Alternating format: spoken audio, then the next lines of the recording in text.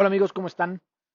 Yo soy Íñigo Cantú, esto es Espíritu y Caballos, hoy es martes de podcast y vamos a platicar de las experiencias de la última semana. Prácticamente dos temas. Primero, el miércoles tuve el privilegio de ser invitado a una estación de radio. Eh, Me fue muy bien.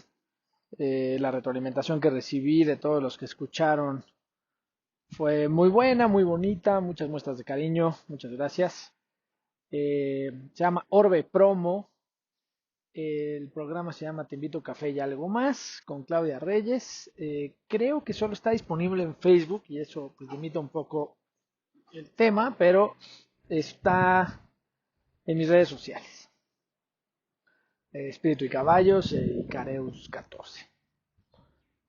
Eh, ok, primero vale la pena platicar de algunas de las cosas que se dijeron en el programa y que me parece que valen mucho la pena.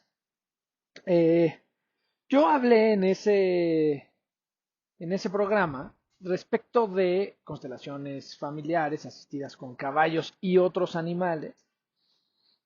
Y me di cuenta que he sido testigo de cosas muy, muy bonitas, yo diría que mágicas, y quiero compartirlas con ustedes. ¿No? Desde haberme encontrado a gente que sin que pareciera que se movía demasiado el campo, eh, los cambios fueron muy significativos en sus vidas, hasta gente que sí, claro que vi el cambio y el movimiento en el campo, eh, pero ¿en qué consiste? Tengo algunas reflexiones al respecto. Y la verdad, debo de confesar que en mis experiencias, pues el tema es sí espiritual, pero menos esotérico de como originalmente lo estaba llevando. ¿A qué voy con esto? Originalmente, cuando yo empecé a estudiar las constelaciones familiares, por supuesto que el tema primordial viene de las enseñanzas de Bert Hellinger, este psicólogo, sacerdote, soldado alemán, eh, que fue incluso expulsado de la sociedad de psicología, pues por utilizar más temas esotéricos o energéticos que científicos. Y Y bueno, ahí hay algunas cosas, ¿no? Platiqué en la entrevista de libros como Este dolor no es mío y algunos otros relacionados con la práctica de las constelaciones. Yo quisiera irme un paso atrás y ahorita seguimos explicando. Eh, la verdad de los hechos es que es muy difícil darle un sentido real, espiritual, a un movimiento de un caballo cuando estás. A mí lo que me ha pasado o lo que he visto es que efectivamente el lenguaje corporal de la persona que está en el campo empieza a detonar ciertos comportamientos en la manada. Y entonces es tanto como si alguien ya vio a lo lejos una amenaza y empieza a ponerse nervioso, ¿no? Me refiero a un animal dentro de la manada, pues los demás animales sí son mucho más sensibles que nosotros. Y sensibles en cuanto a sentidos. Su oído es mucho más agudo, su olfato es mucho más profundo. Y desde luego yo tengo la firme opinión de que estamos descubriendo cómo funciona el tema energético, ¿no? La física cuántica. Justo hoy, antes de hacer el podcast, me encontré con una corriente de pensamiento que se llama teosofismo, que no hace más que comparar religiones y corrientes espirituales. Y, por ejemplo, hoy me encontré que prácticamente todas tienen a la serpiente como la poseedora de la sabiduría, pero al mismo tiempo o sea, de la sabiduría espiritual, pero al mismo tiempo es la que representa en más de un caso a la maldad. Este, parece que en las muy, muy ancestrales, la serpiente es una deidad mucho más poderosa que, por ejemplo, como la tenemos en la religión católica. En la religión católica, pues es, digamos que el bicho más cercano a la oscuridad demoníaca, ¿no? Y la verdad es que me hizo sentido pensar, claro, entre más nos acercamos al conocimiento, quien lo detenta, más quiere que no lo tengamos, ¿no? Creo que es una condición humana esto de que la gente que tiene más conocimiento no quiera, ¿no? Que que la demás gente lo tenga, creo que ya me entendieron. Entonces, resulta muy, para mí muy elocuente eh, todo esto que me está pasando, porque me encuentro, por un lado tengo un firme pensamiento de que todas las religiones, todo esto salió, los que hayan podido ver la serie de Vikingos, donde sale Ragnar Lodbrok. Hay una escena donde tienen ¿no? Secuestran a un sacerdote católico que en la serie se llama Atelstan. Y él se empieza a dar cuenta de que el simbolismo pagano vikingo tiene muchísimas similitudes con el simbolismo católico. Y la mayor exponente de esta corriente que les digo que se llama teosofismo es Elena Blavatsky o algo así. Eh, Búsquenla, tiene varios libros. Y lo que quiero decir es, esta teosofía, pues tiene esa chamba, ¿no? Comparar textos. eh, Parece que parte de lo que más, la problemática más a la que más se enfrenta el teosofismo es a la secrecía de los textos. Parece que los que detentan el conocimiento no lo quieren compartir, o solo algunos. Y entonces, esta es la primer pregunta, ¿no? ¿Por qué no todos podemos ser o acceder a ese conocimiento teológico o teosógico? Entonces, pues bueno, esa es la primera. Me voy a regresar al tema de las constelaciones antes de seguir con el tema de la teosofía. Entonces, decía Bert Hellinger que un sistema familiar, cada miembro del sistema familiar, pues tiene un lugar. Y para que ese sistema familiar funcione, pues todos tienen que asumir su lugar. Y yo me quedé pensando, oye, pero es que asumir el lugar, ¿qué significa? ¿No? Eh, en este sistema familiar, porque habrá el que manda, pero ahí si hay otro que quiere mandar, y si yo soy un revolucionario y no quiero estar en el lugar que supuestamente me corresponde, ¿no? Y entonces, sin embargo, lo que él dice es que en el momento en el que tomes el lugar que te corresponde, entonces tu sistema se va a ordenar y todo el mundo va a ser más feliz, no solo tú, también tu sistema, ¿no? Parte del beneficio de las constelaciones, aparentemente, es que aunque uno lo haga, puede reparar el sistema y entonces ordenar a los demás también. Lo cual, pues se antoja padrísimo, porque con que uno haga ¿cómo se llama? Una constelación, pues lo más probable es que el sistema empiece a mejorar y eso detone el bienestar de todos. ¿Qué consiste esto de tomar su lugar? Pues hay tres órdenes del amor, ¿no? Y entonces en los tres órdenes del amor, cada quien debe tomar su lugar. Y entonces el primer orden es el de la inclusión o de el de la pertenencia. Y entonces yo pertenezco al sistema familiar y tengo que ser reconocido. Pero todos los demás también.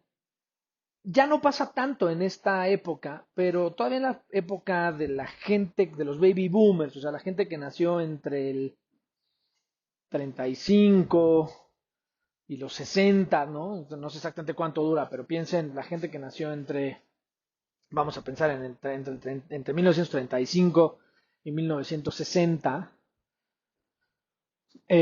perdían hijos, era muy común perder hijos, digo, antes más, ¿no? Pero Y puede ser que eso es lo primero que empiece a desordenar a los sistemas familiares, que no reconocemos a los miembros del sistema que formaron parte, que estuvieron en el vientre de las madres, que fueron concebidos, que pudiéramos decir que tuvieron alma, o que el alma, yo creo que aquí vamos a tener una discusión respecto del alma, ¿no? Pero yo creo que el alma siempre existe y solo se une a un cuerpo físico.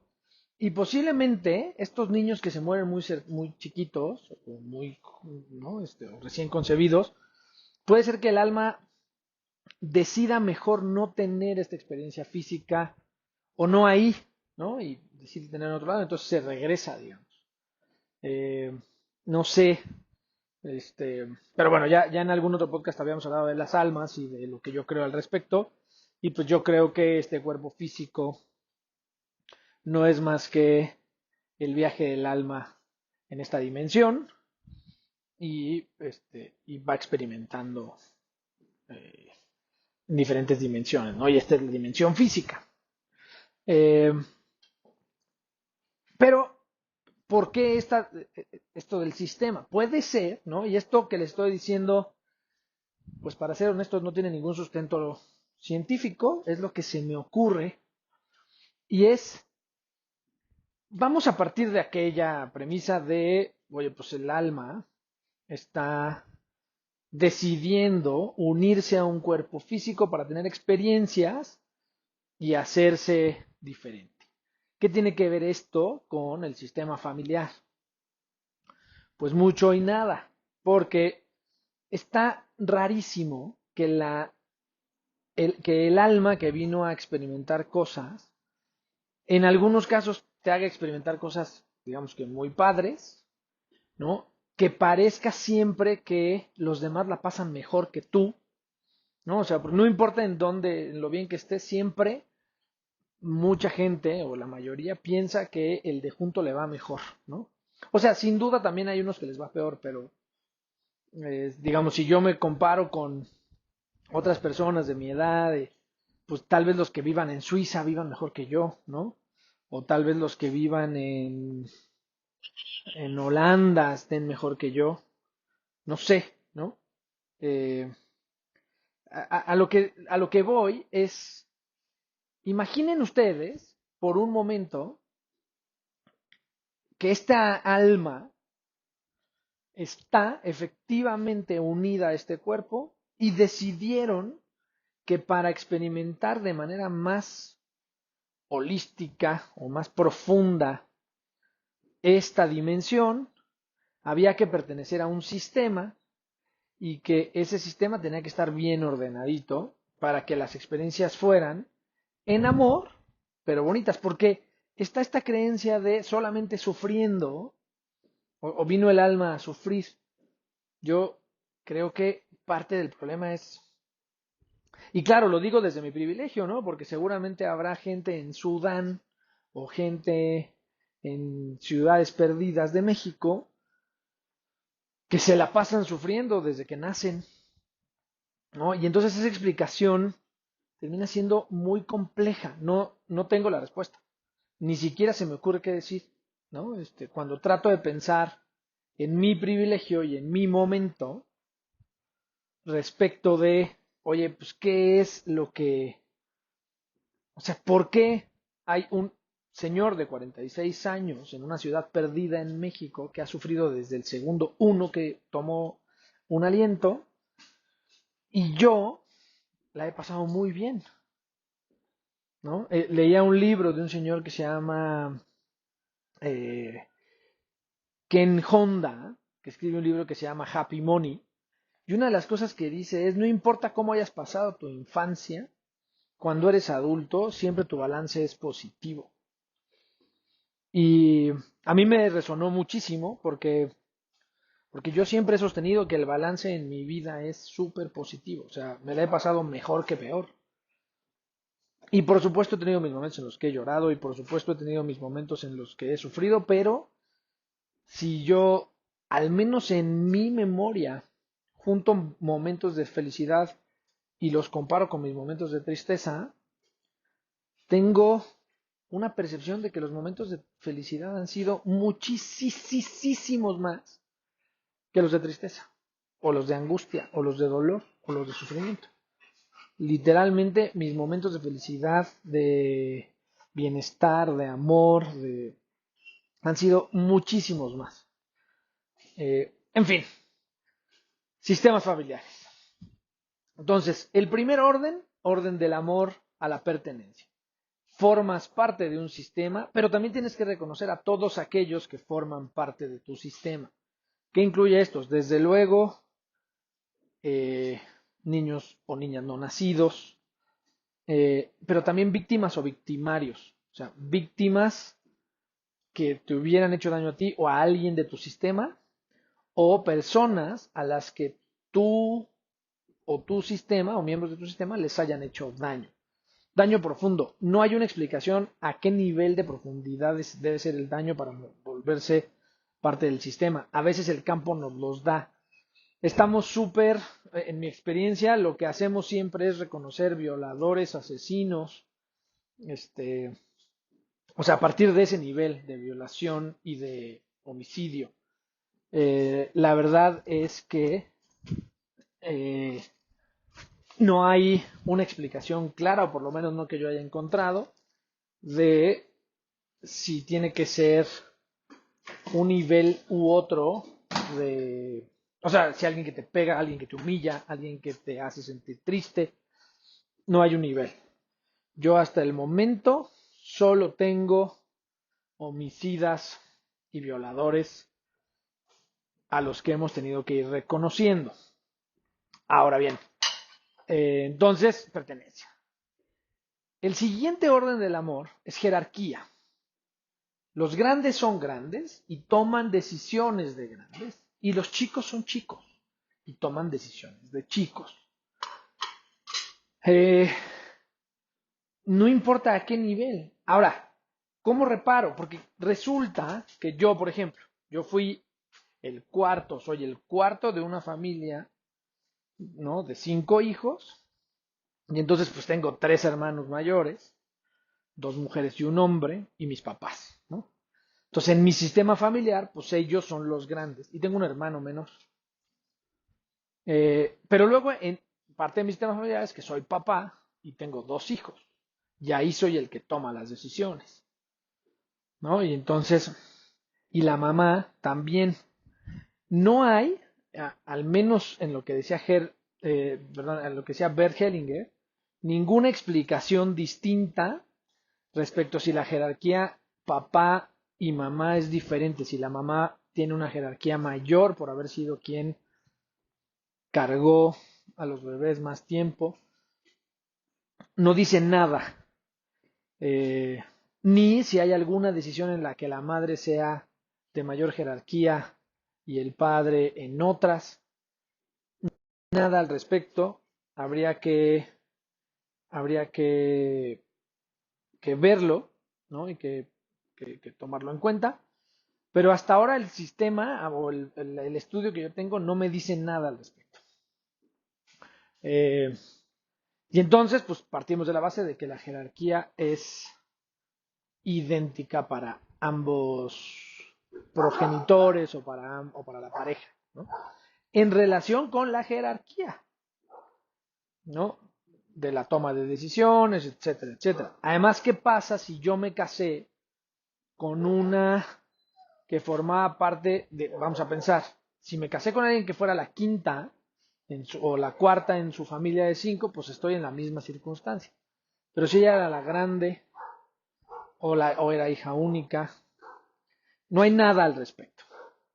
Solo les puedo decir que respecto de tu sistema tienes que estar ordenado. Y entonces, en mi sistema familiar, ¿no? Pues están mis antepasados, la mamá de mis hijos, mis hermanos, mis víctimas y mis victimarios, ¿no? Hasta donde sé, yo no tengo hijos perdidos, o sea, nunca concebí hijos además de los que tengo, y entonces, pues aparentemente, pues ahí no hay a nadie más a quien reconocer.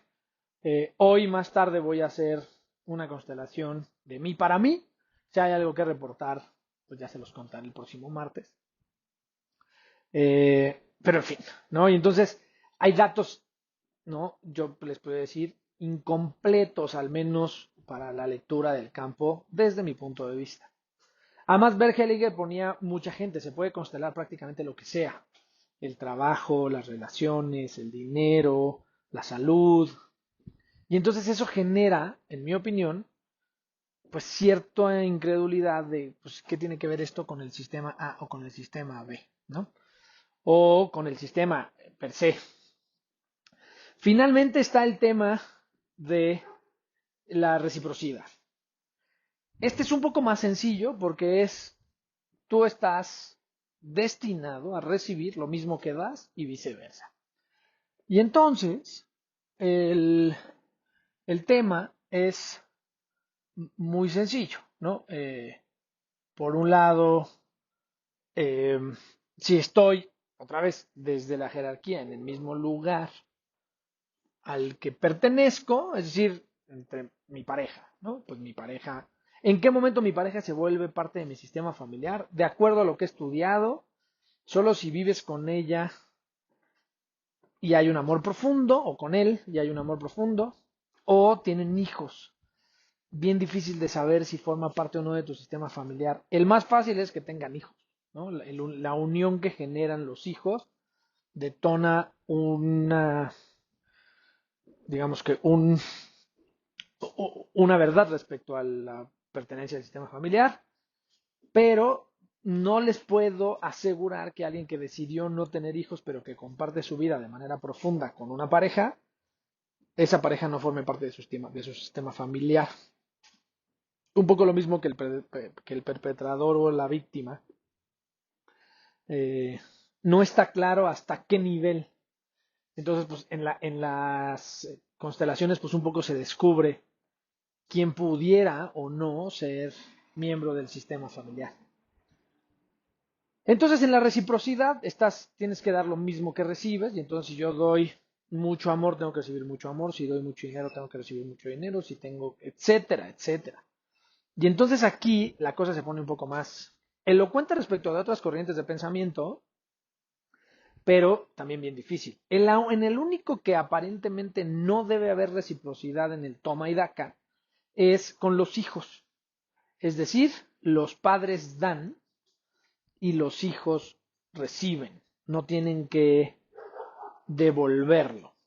Eh, es decir, la forma en la que le devuelven los hijos a los padres es siendo plenos, felices, creciendo, etcétera. O sea, lo que quiero decir es, y aquí también estamos bien complicados, porque los hijos sí se pueden, es decir, aparentemente también hay corrientes de pensamiento que dicen los hijos tienen que aceptar lo que le den los papás y no pedir nada más. Y los padres no tienen que pedir nada a cambio, ¿no? Otra vez en el tema del teosofismo que les decía, al menos en la religión católica, el mandamiento es honrar a padre y madre. No dice honrar a padre y madre solo si son buenos o si no son golpeadores o si, ¿no? O sea, nada más dice honrar a padre y madre. Que pareciera que tiene que ser un mandamiento porque es difícil de cumplir, ¿no? ¿Por qué? Pues porque los papás como buenos seres humanos, me refiero a los papás, mamá y papá, se equivocan y entonces, y te dan lo que pueden y a veces eso que pueden no es suficiente. Y entonces se convierte en un tema de, es que me dio poco. O los padres, no hay ningún mandamiento que diga que los padres tienen que aceptar a sus hijos, ¿no? O sea, no hay, digamos que no hay ninguna obligación de los hijos de dar nada más que honrar a los papás, pero no hay ninguna obligación de los padres de nada hacia los hijos. Yo creo que entre otras cosas porque es bien fácil que los papás den, ¿no? O sea, al final, naturalmente los papás dan. Y entonces, pues yo me imagino que por eso no había que ponerlo en la ley. O sea, es excepcional el papá que no da, o la mamá que no da, o el papá que es malvado, etcétera, ¿no? Entonces, a lo que quiero llegar es que eh, estamos en este momento en el que la, la reciprocidad no es pareja cuando se trata de padres e hijos. En todos los demás, amigos, hermanos, socios, pero no se debe de descuidar que estamos también frente a un tema de jerarquía. Yo no le puedo dar lo mismo a mi igual que a mi inferior, por decirlo de alguna forma. Ahora, si el sistema familiar reconoce menores y mayores, ¿en qué momento dejas de serlo? Porque también hay un momento en que los padres se hacen viejitos y hay que cuidarlos. Entonces su momento de tomar decisiones pues también se ve un poco más limitado, ¿no? O por lo menos los que tenemos papás ya más grandes, pues podemos observarlo y está bien cuidarlos, ¿no? Bueno, por lo menos a mí me parece que es una buena idea cuidarlos. Entonces, esos más o menos son los tres órdenes del amor y el sistema familiar. Como pueden ver, hay muchísimos huecos en lo que les acabo de explicar. O sea, yo sé que quien me esté escuchando puede tener 1 millón de dudas. No, yo las tengo. Ahora, para rematar, lo que les puedo decir es, lo que yo he visto, sí es gente que advierte cosas a partir de preguntas y de movimientos en el campo. Caballos que se ponen más agresivos, caballos que se ponen mucho más lindos, caballos que incitan a rascarle más cuando estamos hablando de algo, o que tocan partes del cuerpo de los constelantes que normalmente no tocarían, ¿no? Es decir, si yo me paro sin ninguna meditación, sin hacer ningún cambio, es poco probable que los caballos hagan los movimientos. Lo he hecho, o sea, he hecho algunas comparaciones en las que pues yo mismo me paro y estoy tocando la guitarra o jugando o haciendo cualquier otra cosa y los caballos tienen un comportamiento diferente a si estoy preguntando o haciendo cosas relacionadas con una constelación. Como les digo, he visto caballos que son muy mansitos normalmente y que se van a las dos mordidas. No ha habido ningún accidente, o sea, hacen el amago de morder, hacen el amago de patear. Hasta el día de hoy no tengo ni un solo constelante lastimado. He constelado posiblemente a más de 200, a más de 200 personas. Eh, algunos resultados han sido más complicados que otros. Hay quien se queda muy, muy satisfecho con su constelación. Hay quien todavía piensa que algunas cosas que se movieron no les gustó cómo se movieron. No hay tal cosa como buenos o malos, o buenas cosas o malas cosas. Hay cosas, hay cambios, hay movimientos, ¿no? Eh, se desatoran algunos nudos energéticos y esos pueden detonar algunos más profundos. Es decir, gente que venía buscando un novio y encontró que tiene un problema fatal de un abuso de cuando era chiquita o cuando algunos de sus hermanos o hermanas o que tenía una relación con sus padres tristísima y al momento hay un caso para mí muy elocuente de alguien que tiene una relación complicada con sus padres. Los movimientos que yo he visto desde entonces han sido brutales a grado tal que uno, ¿no? Que prácticamente se está despidiendo de uno de ellos. Eh, no quiero meterle todo a la constelación, desde luego, pero resulta fascinante saber que entonces, al final lo que les quiero decir es, se convierte en algo a lo que yo le podría poner 18 razonamientos, es decir, pues es que voló la paloma, entonces, bueno, casi nos da la media hora, queridos amigos. Recuerden los sistemas familiares, órdenes, pertenencia, reciprocidad, jerarquía, todos desde el amor incondicional. Síganme en mis redes, suscríbanse a mi canal de YouTube. Les mando un abrazo. Adiós.